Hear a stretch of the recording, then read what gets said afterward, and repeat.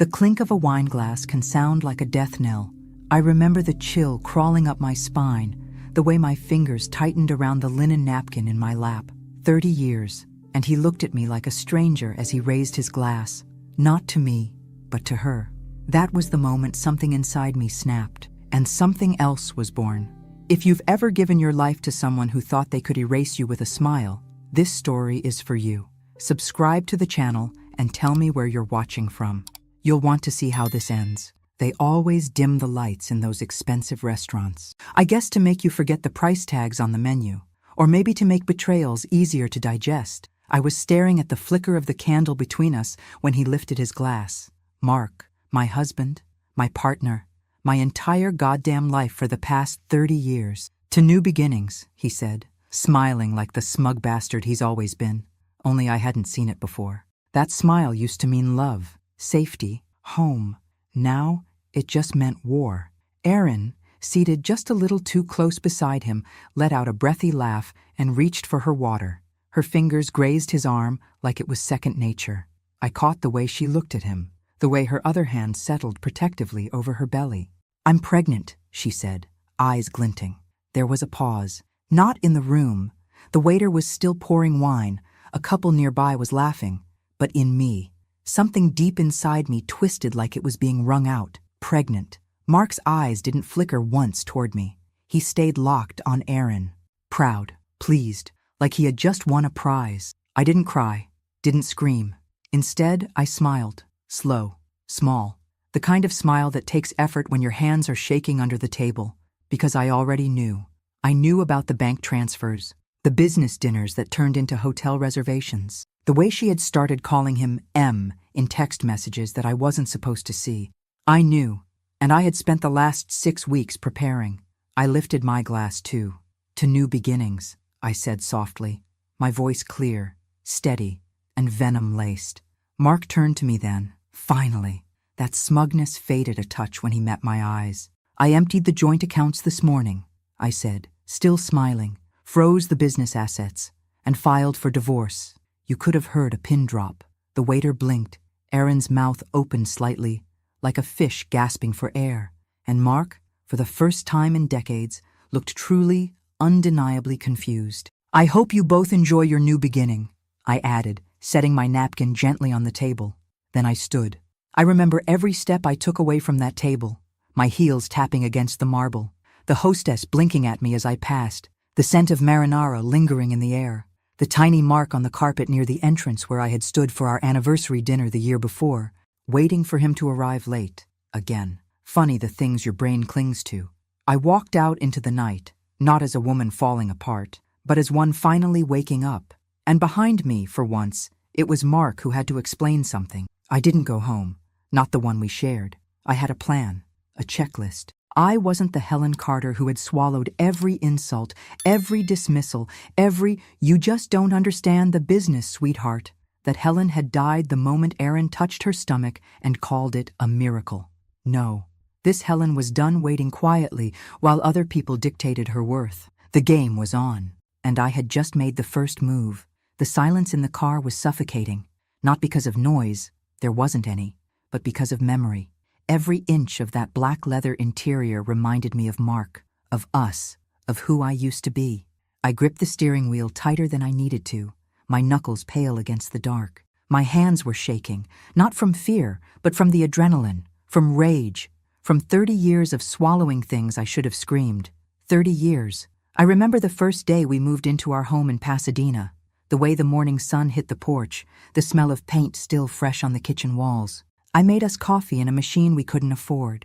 Mark kissed my cheek and said, "One day this place will be full of memories." He wasn't wrong, but none of those memories were mine. I gave him everything. I gave up my own dreams to build his. I was a damn good interior designer, had a few small clients back in. One of them was featured in Sunset magazine, but Mark said his business needed focus. "You're the rock," he told me. "You keep everything running." So I did. I managed the books before we could afford an accountant. I hosted the clients, smiled through endless dinners where I was introduced as Mark's wife and little else. And I believed that was love. I believed it because I had to. Because if it wasn't, then what the hell was all of this? The week after our 10th anniversary, I miscarried. I never told anyone, not even him. He was away on business, and I figured, why burden him with something already gone? I carried that alone, like so much else. Just like I carried the weight of a house, a marriage, a life that he barely showed up for. I pulled into the motel just outside Glendale. Not glamorous, but clean, efficient, anonymous. I had paid in cash that morning. The clerk didn't even look up when I asked for the key. Good. Inside the room, I sat on the edge of the bed and finally let the tremors pass through me. My legs felt like jelly. My mouth was dry. My heart, it was hammering like I'd just escaped a burning building, because I had. The phone on the nightstand buzzed. Mark, missed calls. I didn't answer. I wouldn't. Not tonight. Instead, I reached into my bag and pulled out the folder I had prepared. Labeled in neat black marker, contingency plan, HC, bank statements, asset transfer forms, power of attorney revocation, business contracts with my signature, and clauses he never bothered to read. I'd written those myself. Funny thing about being the silent partner. No one notices when you hold the pen. I opened the laptop and checked the wire transfer one more time. Clean. Timed perfectly. The business accounts were frozen under the emergency fraud clause I initiated with the bank that morning. Mark would wake up tomorrow to an empire in stasis. Untouchable. Useless to him without me. I stared at the screen, but I wasn't really seeing it. My brain drifted to that moment in the restaurant. Erin's smug little smirk, the way she rubbed her belly like it was some kind of trophy. My stomach churned. She was barely older than our goddaughter. Hell, she was supposed to be our goddaughter. And that's when the memory hit me like a freight train. It was Erin's 6th birthday. She had been so shy, hiding behind her mother's skirt. Mark had crouched down, handed her a pink bear and said, "She looks just like you did, Helen, at that age." I remember laughing, thinking it was sweet. Now? Now that sentence tasted like bile in the back of my throat. My head began to throb. I closed the laptop, leaned back, and stared at the ceiling. One of those ugly motel ceilings with bumps like dried toothpaste. But at least it was mine. This room, this moment, this choice, I was alone. But for the first time in decades, that didn't feel like a punishment. It felt like power. The next move would take courage. I needed to look deeper into the finances, into Erin, into that contract I found with her name on it from 15 years ago. There was more under the surface. I could feel it. And I wasn't going to stop until I uncovered every filthy secret Mark Carter had buried. He thought I'd leave quietly. He had no idea who I had become. I was never the type to snoop. That's what I told myself every time I ignored the gut feeling. Every time I pushed away the discomfort gnawing at the edges of my sanity. But now I moved like a woman with nothing to lose. Because I didn't. It was a.m. when I unlocked the storage unit Mark never thought I'd remember. One of those anonymous cubes on the outskirts of town. Bare, fluorescent lit, silent except for the occasional rattle of distant pipes. The code hadn't changed. Of course it hadn't. He never expected I'd be the one using it. The key turned with a dry, metallic click. Inside, boxes, file drawers, a spare office chair with one leg taped. Mark always said it was his overflow. He treated it like a graveyard for old invoices and manuals, but I knew better now. I pulled on gloves. I'd watched enough crime dramas in the background while folding laundry to know, always wear gloves. Not for crime, for cleanliness, for detachment, for control. The first few boxes were useless. Tax folders from client intake forms, old brochures. But the 4th box down. Something was different. Newer folders, labeled in Erin's handwriting. She had bubbly round letters, little hearts over her E's. Of course she did. I flipped open one marked Consulting. Inside, copies of wire transfers, not from the business, from a personal account I didn't recognize, payments made out to her. Thousands, monthly, regular, and each one signed by Mark. I took a photo with my phone, then another, and another. I kept digging, and that's when I saw it, buried in a manila envelope with no label. A contract, dated August. A consulting agreement for Erin Wallace, claimed she'd be advising on branding and investor relations. There was a clause, a very specific clause. In the event of dissolution of the firm or the incapacitation of a founding partner, Ms. Wallace will be entitled to a % equity stake, guaranteed. My blood turned to ice. 30%? That clause wasn't in any version I had drafted. Not one. I would have remembered. I did remember. I handled every legal update until anything after that, sure. But this was, I stared at the signature block. Helen Carter, co-founder, Mark Carter, CEO, Aaron Wallace, consultant. Except my name had been forged. Sloppily. The loop in the H was wrong. The angle on the C too sharp. I stepped back. My hands were sweating inside the gloves now.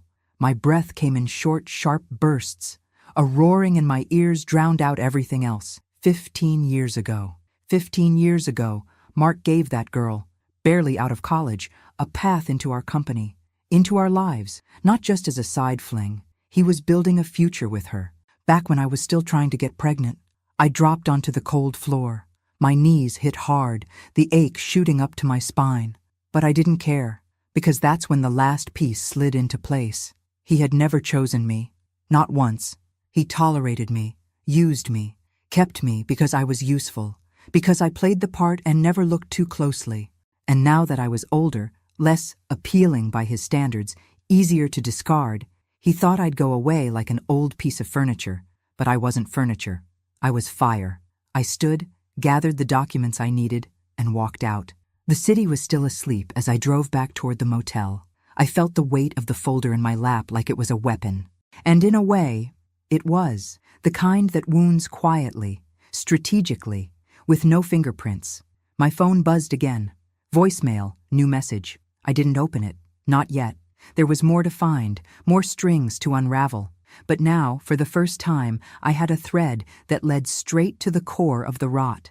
Mark's world was built on lies, and I was going to be the woman who tore it all down.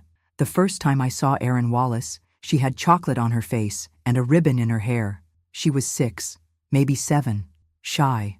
Her mother, Karen, was one of those effortlessly charming women, always laughing too loudly, always touching your arm when she spoke. Mark said they were old college friends. She'd moved to Pasadena after a bad breakup and needed help settling in. Of course, we helped. That's what good people do, right? And Erin was sweet, quiet. She used to sit on our couch, flipping through my design magazines, asking if she could have a house like that someday. I made her cocoa. I took her school shopping when Karen got the flu. She called me Aunt Helen, even though we weren't related. I loved that child who looked so much like me when I was her age. Too much, now that I think about it. The soft brown curls, the gap in her front teeth, the way her nose crinkled when she laughed. I should have seen it. God, I should have seen it. But I didn't. Not until I was sitting in my car outside the county clerk's office, staring at a copy of Erin's birth certificate I had pulled after 3 hours of bureaucracy and polite lies. Mother, Karen Wallace. Father, Mark Edward Carter. I didn't cry. I couldn't. I just sat there, my nails digging into the steering wheel, breathing in through my nose like I'd been trained to do in Lamaze class all those years ago, a class I'd taken alone. Mark was busy that day, busy making another family. I laughed, a sharp, bitter sound that filled the car, a sound that didn't belong to me, not the me I used to be, that Helen, the one who trusted, who believed, who bent without breaking, was already dead. This was a funeral now, and I wasn't mourning my marriage anymore. I was mourning me. My entire adult life had been wrapped around a lie with dimples and a giggle and big brown eyes. I raised my husband's daughter, not out of forgiveness or redemption, out of ignorance, out of faith. Mark let me hold that girl in my arms, let me buy her birthday gifts, let me believe we were doing something good, when all along he was laughing behind my back. And Erin? She knew. I saw it now. The looks, the small condescending tone she used with me in meetings once she joined the business, the way she called me Helen like it was a placeholder instead of a name. She had played along, waited in the wings. She had watched me give up my life piece by piece, and never said a word. And now she was pregnant, with the second child Mark never gave me. I drove to my sister's house that night. Linda didn't ask questions. She opened the door, handed me a glass of wine, and let me collapse on her couch. She knew something was coming. She always did. I need to show you something, I told her. I laid out the documents on her dining table, the forged contract, the bank transfers, the birth certificate. She stared, quiet, her jaw tight. This is criminal, she finally whispered. I shook my head. It's Mark. That's worse. No one ever believes you when it's someone like him. We sat in silence. The clock ticked. Her dog snored. Then Linda looked me in the eye. So what are you going to do? That was the question, wasn't it? Not if I'd do something. But what? I was done surviving. Now I would start strategizing. I leaned back in the chair and smiled for the first time in days. A cold, measured smile. I'm going to take everything he built and make him watch me do it. Because love didn't destroy me. He did. And now, I would be the one writing the ending. You don't really know yourself until you decide to burn everything down. The morning I filed the paperwork, the sky over Pasadena was an impossible blue. One of those crisp, cloudless California days that feels like it's daring you to stay angry.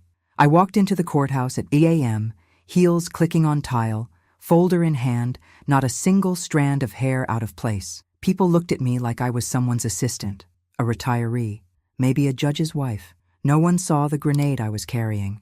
Divorce petition. Helen Carter, Veers Mark Edward Carter, emergency asset freeze application, signed and notarized corporate injunction, per clause, 14C of the founding agreement. His signature right there, back in, smug as ever.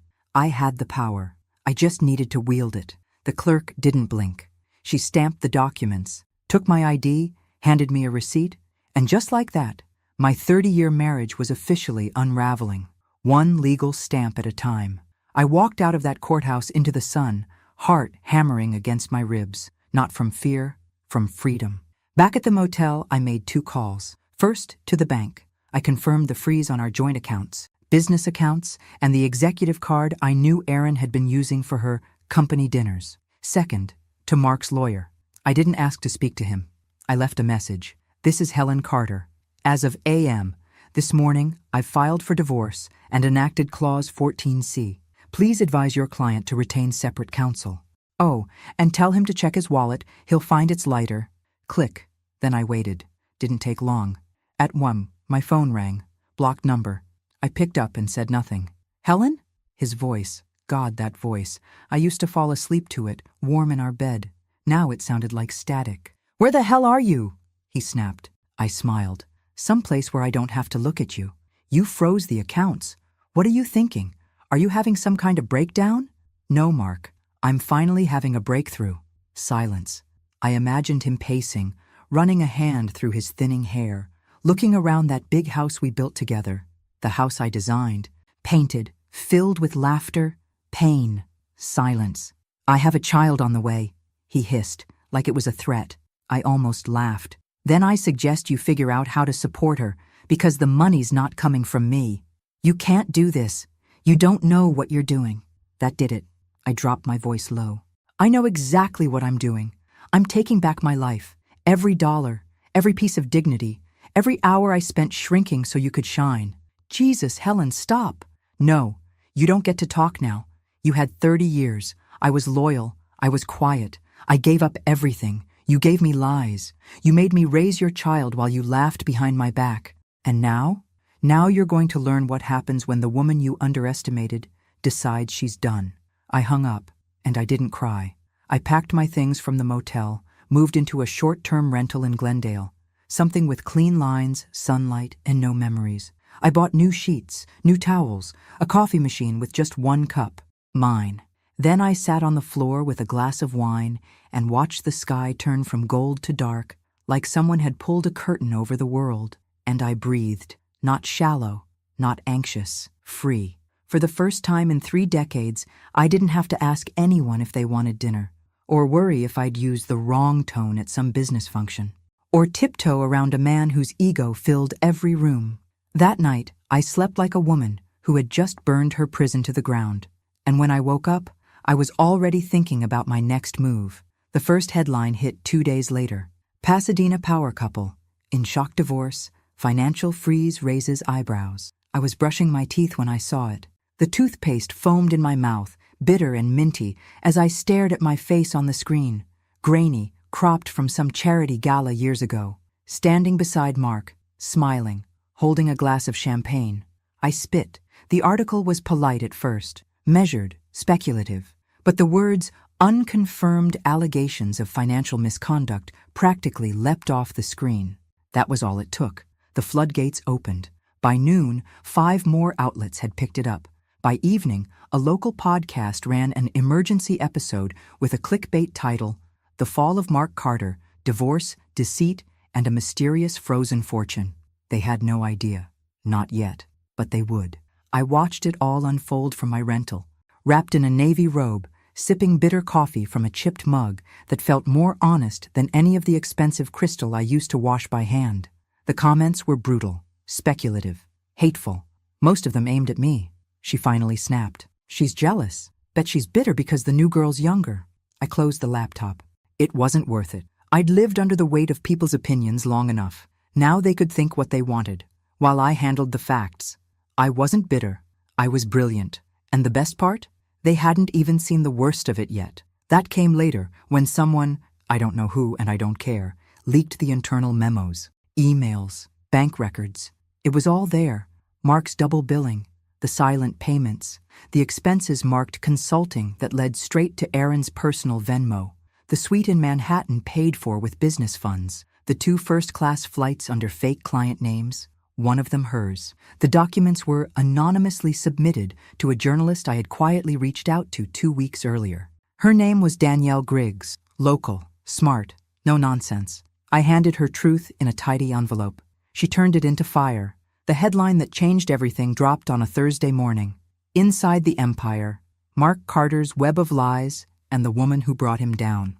This time, the photo was just me, standing alone outside the courthouse, sunglasses on, chin up, and the public, they flipped. Suddenly I wasn't the crazy wife. I was the hero, the woman who saw through the lies, the woman who fought back, the woman who did what no one else dared. Ex-employees started coming forward. Quiet messages turned into loud statements. He made me sign NDAs. He took credit for everything Helen designed.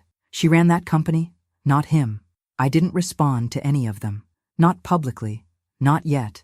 But the tide had turned. Mark tried to fight it. Of course he did.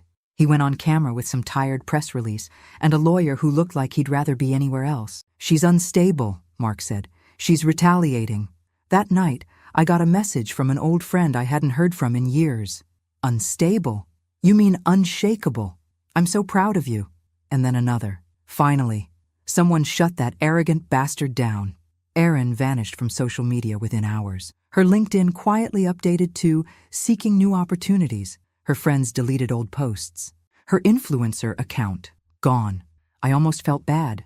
Almost. But then I remembered her at the dinner table, hand on her belly, eyes glittering, smirk curling the corner of her mouth. She knew. And she wanted me to sit there, to accept it, to vanish quietly while they built their new beginning. No, not this time. They didn't get to write the ending. I did, and I was just getting started. Silence can be the loudest sound in the world. I hadn't spoken to Mark since the call after the asset freeze. He didn't try again.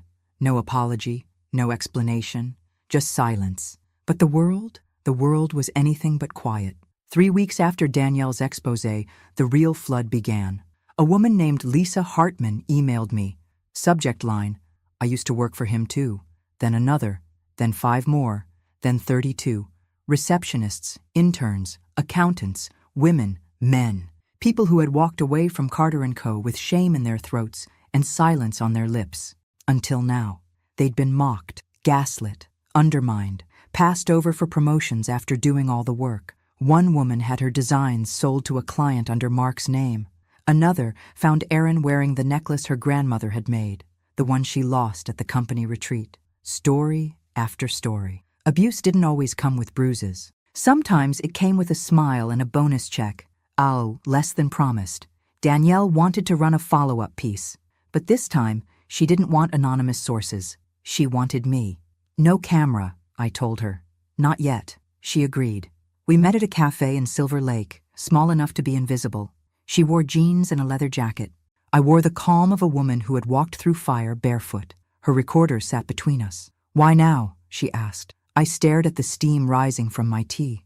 Earl Grey, no sugar. Because I was tired of being erased, I said. We talked for 2 hours. I told her everything, except the things I still needed to keep close. Some knives stay sharper when hidden. When the second article dropped, it didn't just trend. It roared. Helen Carter speaks. a legacy built on silence, and the woman who refused to stay quiet. They used a photo of me walking into the courthouse this time, alone, determined, no sunglasses, no fear. I was done hiding. That week, I received an email from a woman named Ava Klein, lawyer, Harvard, fierce. She had been following my story, and she had an idea. "We start a foundation," she said, "for women rebuilding their lives after financial and emotional abuse. We call it the Carter Clause, and we make sure no woman signs her name away again without knowing exactly what it means." I said yes. I didn't even blink. We launched with a GoFundMe that hit pause in hours. CBS called, then NPR. Then someone from Netflix left a voicemail I still haven't returned. Mark's response? A pathetic attempt at a countersuit. Defamation, emotional distress, loss of business reputation. The judge tossed it in less than 10 minutes. Turns out when you have proof, emails, contracts, signatures, it's hard to argue with the truth. His last ally, a corporate partner named Greg Tolliver, issued a public statement distancing himself from Mr. Carter's conduct. Translation? He saw the ship sinking and grabbed the last lifeboat. Erin tried to resurface with a tweet about healing and protecting her peace. It was ratioed into oblivion. People had seen enough. They had heard enough. And now they were listening to me. Not the wife, not the accessory, not the shadow in the room. Me, Helen Carter, the woman no one saw coming, and the woman who would never be invisible again. She died believing I would be taken care of. Eleanor Carter, Mark's mother, wasn't perfect, but she treated me with something resembling affection, the old-school, apron-wearing kind. She sent me handwritten birthday cards every year, even when Mark forgot. She taught me how to make her lemon bars from scratch, called me her girl, and hugged me tighter than my own mother ever had. She also died 2 months before the divorce. Mark said she left everything to him, to keep things simple. I didn't question it then. I was still clinging to scraps of trust, still hoping I was wrong. I wasn't. The call came from her attorney, Mr. Arlo Finch, a man who looked like he'd been cut from granite and never heard of smiling. "I'm sorry, Mrs. Carter," he said, then paused. "I suppose it's Ms. now." "Just Helen," I told him. He hesitated. "There's something you should see. I'm sending over the original will and the amended version Mark brought in 6 weeks before Eleanor's passing." I sat in my new apartment, hands clenched around a mug of chamomile tea that had long gone cold. As I read both documents side by side, the original left % of her estate to me, a vacation cottage in Mendocino, her jewelry, her Buick Riviera that she never let Mark touch. The amendment left everything to Mark, every last cent. Signed by Eleanor in shaky cursive that didn't match any of her previous signatures. Mark had power of attorney, medical, financial. I'd been in the hospital room the day before she passed. She was lucid. She told me she was proud of me. She said, "You were always the steady one, Helen. He never deserved you." She hugged me. And 6 weeks before that moment, he erased me. I dropped the papers. I couldn't breathe. How do you mourn someone twice? First when they die, then when you realize they were used against you. I called Arlo. "This signature," I said. "You've seen it. You know it's not hers." Silence. Then, "I can't say it officially, but I agree with you. Can anything be done?" A pause. Longer this time. "No, not now. Not without years of litigation. And with the statute of limitations and Mark's legal protections." He trailed off. "I'm sorry." I hung up, and I screamed. A deep guttural sound I didn't know I had in me. It tore through the walls of my small apartment. My voice cracked halfway through. I slumped to the floor and cried like I hadn't cried in years. Not over Mark, not over money, over Eleanor. She loved me, and he took that too. But something changed that night, something vital. This wasn't just about vengeance anymore. It was about justice, about truth, about every woman who's been erased, silenced, overwritten by a man with a bigger voice and a better tailor. I stood up. My face was swollen. My heart ached, but I was clear. Mark had stolen everything, but I still had my voice. And now, I was going to use it to make sure no one else ever lost theirs again. Justice doesn't come in a blaze of glory. It comes in paperwork, in deadlines, in the cold, precise language of people who have seen too many lies to flinch anymore. It was a Tuesday when I walked into the office of Cheryl Kim, a forensic accountant with a reputation for unraveling financial knots like they were shoelaces. Her desk was spotless, her blouse crisp. She didn't ask if I wanted water. She asked for evidence. I handed over 2 flash drives and a folder labeled Personal Hell Volume. "Mark Carter," I said. "Let's see what he's really worth." She started working before I even finished the sentence. For weeks, we dug, quietly, carefully. We found shell companies, misreported earnings, undisclosed payments masked as charitable donations, private expenses charged to corporate accounts, luxury hotel stays, jewelry, a double-A, massage chair for Aaron's condo in Manhattan. He thought I wouldn't notice. He forgot I used to balance those books. Cheryl's final report was a bomb in a manila envelope. I sent it to the IRS with no fanfare. No note, no need. 3 weeks later, Mark Carter received a federal audit notice, and the silence that followed was delicious. The headlines came next. Feds launch probe into Carter & Co. Fraud allegations surface. From boardroom to courtroom. Mark Carter under investigation. He tried to call me. Of course he did. Blocked. Then came the text. 1 sentence. "We could have handled this privately." I read it twice, then deleted it. Privately?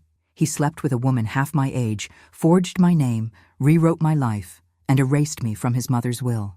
There would be nothing private about this anymore. Erin, for her part, had gone quiet. Her influencer account was gone. The last I heard, she'd been let go from her consulting role after the audit froze the firm's payroll. She posted something vague on Instagram stories once. Black background, white letters. "Sometimes you have to lose everything to find your truth." I screenshotted it. Because this was my truth. I had been a ghost in my own life. But now, I was the storm. Clients pulled out. Mark's speaking engagements were canceled. Investors withdrew. His name was poison in every email thread. And me? I was still angry, still hollow in some places, still waking up in the middle of the night remembering the way he used to touch the small of my back in public like I was something to show off. But I was also standing taller. I drank my coffee slower. I walked down the street like I had every right to exist, because I did. I sat in a bookstore one afternoon, flipping through a memoir by a woman who'd left her husband after 35 years. The last line read, "They said I was broken, but they didn't realize I was breaking free." I closed the book and smiled, because I wasn't broken, not anymore. And the man who thought he could break me? He was the one being slowly, methodically dismantled, one truth at a time. Revenge is loud, but freedom is quiet. It was a Tuesday.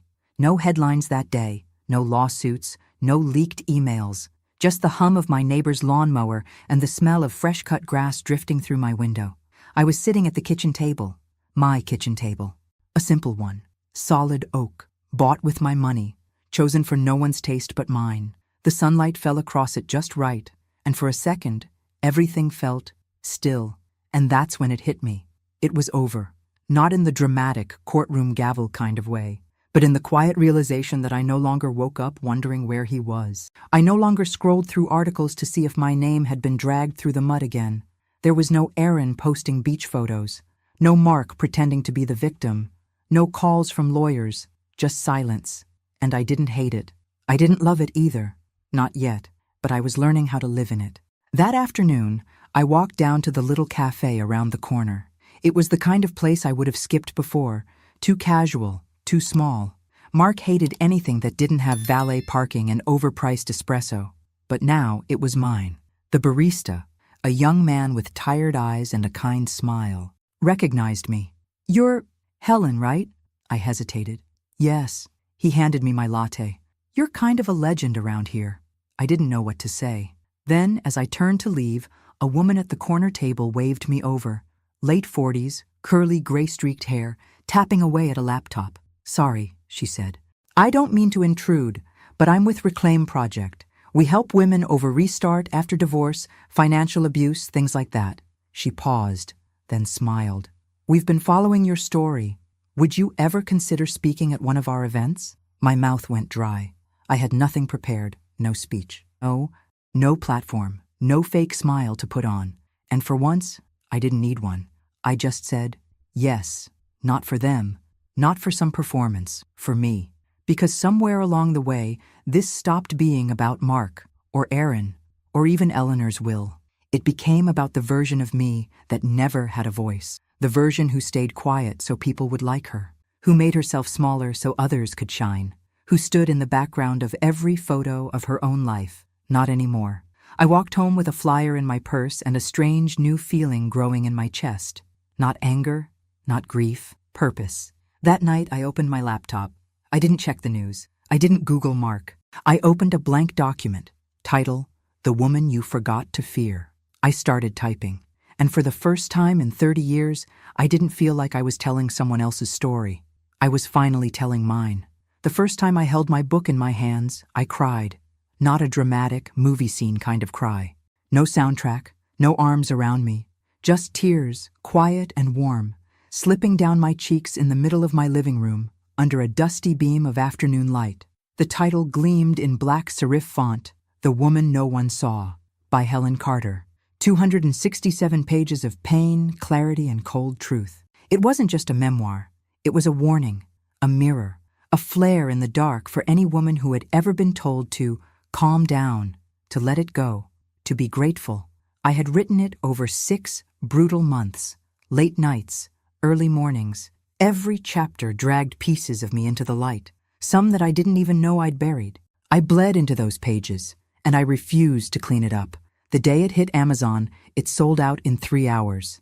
Then the emails came, from strangers, from survivors, from daughters who watched their mothers go silent, from women who had become their mothers, from men, even, quiet, ashamed, repentant. Your book saved my sister. I left him. I took my kids, and I left. You made me believe in myself again. Mark sent a cease and desist within hours. His lawyer claimed it was character defamation, said I misrepresented events, weaponized emotional narrative, and caused irreparable damage to his reputation. My response? I posted the cease and desist letter on my website, with a single-line caption, "Here's what silence looks like when it's scared." The public turned feral. The backlash was swift. The hashtag #WeSeeHelen trended for 3 days. I didn't ask for it. I didn't organize it. But it found me. And Erin? She tried one last grasp at sympathy. A blog post. Long, rambling, about grief and being misled and finding herself in an impossible situation. It was deleted within the hour. I didn't respond. I didn't need to. Mark dropped the lawsuit, quietly, without comment. His law firm removed his name from the masthead. His former clients? Gone. He still had money. But no one wanted to sit next to him anymore. At one event, a woman approached me with a hardcover copy of the book and eyes that had clearly seen too much. She held it out to be signed, then said, "You didn't just survive him, you outlived his shadow." And that's when I knew. This wasn't revenge. This was resurrection. I had taken everything he tried to erase and carved it into permanence. Not in court, not in fire, but in ink. And nothing he did now could unwrite me. The Pacific is a strange kind of blue in April. Deeper, moodier. The kind of blue that feels like it could swallow you whole if you let it. I stood on the shore of Santa Monica, my toes dug into the cool sand, the wind tugging gently at my scarf. The exact same date, April 10th. 31 years ago, Mark and I toasted our first anniversary at a little seafood place up the road. He'd bought me a necklace I later learned he'd charged to a company card. I wore it anyway. Today I wore nothing but myself. No jewelry, no makeup, no performance, just me. My phone buzzed in my coat pocket. I didn't check it. Not yet. I wasn't ready to come back from this moment. The waves whispered, each one carrying away a version of me I no longer needed. The woman who apologized for speaking up. The woman who measured her worth in someone else's comfort. The woman who mistook survival for peace. Gone. In her place, someone quiet, clear, steel-backed. I had spent so long bracing for impact, waiting for the next lie, the next betrayal, the next wave to drag me under. But now, the storm had passed. Mark? Last I heard, he was consulting, a fancy word for unemployed with excuses. Erin had moved to Denver. Word was she took the baby with her. No more designer purses, no more brand deals, just a woman holding the wreckage of a castle built on someone else's foundation. I didn't hate her anymore. I didn't need to, because hate keeps you tethered, and I was finally untethered. I reached into my coat and pulled out my phone. one new voicemail. Hi, Helen. This is Andrea from Beacon Publishing. We're excited about the sales numbers for The Woman No One Saw. We want to talk to you about a second book, maybe even a series. Let us know if you're open. I smiled, not because of the offer, because they saw me, really saw me. I closed the phone, slid it back into my pocket, and stared at the horizon. For the first time in my adult life, I didn't belong to anyone. Not to a husband, not to a story, not to a legacy I didn't choose. I belonged to me, and the silence around me? It wasn't loneliness, it was peace. I turned, walking away from the water, one steady step at a time. Whatever came next, it would be mine, all of it. And this time, I would write the story myself. Thanks for listening. Don't forget to subscribe and feel free to share your story in the comments. Your voice matters.